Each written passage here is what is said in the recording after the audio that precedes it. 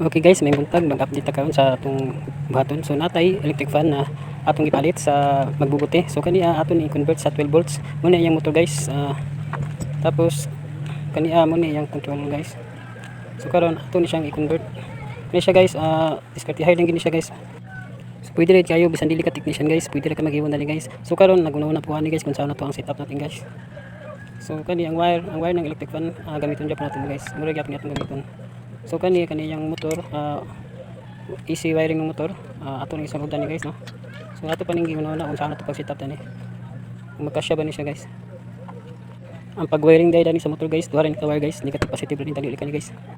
Pag human ang negative positive ng wire sa motor i-attach ni mo dito sa controller guys, na nakabutan diya 1 2 sa motor.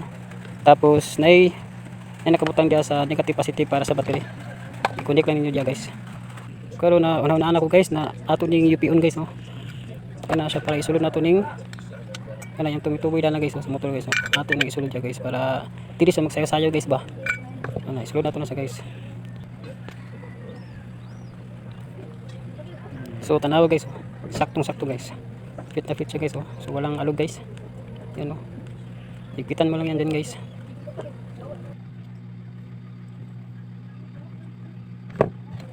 Pag human guys, i-sit up sa nato guys para makita gyud nato ang sagi sitwasyon dani guys. Isalpak nato na guys no.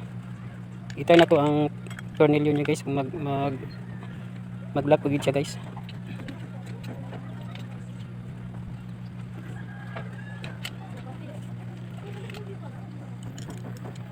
Okay, sulod nato ni guys. So yun guys oh. Hindi siya pwede guys, medyo malit yung tornilyo niya guys. So nanunaan ginato guys nga tanggalon na ginato ning one guys, yung wiring guys kaning aluminum.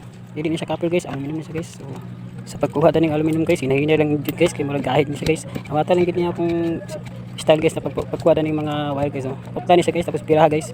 Para dili ka masaman guys, aray ko. So nahuman lagi nato siya pagkuha guys no. So iabot tag 5 minutes ani guys pagkuha guys. So mo niya tong gamiton guys na yung bakal guys. So karon ato ning setup kung okay na ba siya. So yan guys, fit na fit guys. Nagbutang dahil no sa pangkalang kasi medyo malug konti. So yan okay na.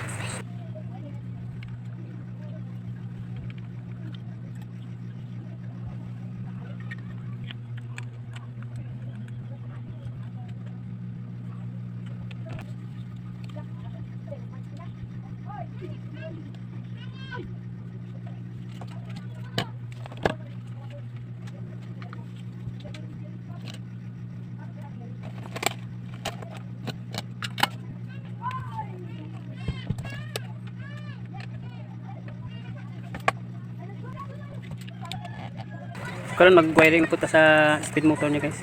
So diri na to siya isulod guys. Yeah, para sakto guys.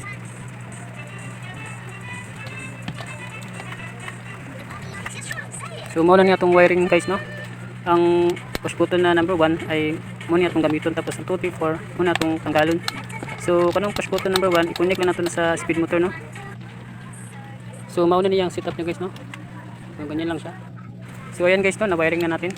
Ngayon i-set up natin guys para malaman natin kung gagana ba yung ginawa natin guys. So mauna ni siya guys no, na full setup na natin. I-try natin guys. So number 1 switch. Then speed motor. Yan guys oh. Napakalakas na guys. So ang ginamit natin na power supply guys ay laptop charger 12 volts na siya guys kasi wala pa tayong battery. So ganun lang guys.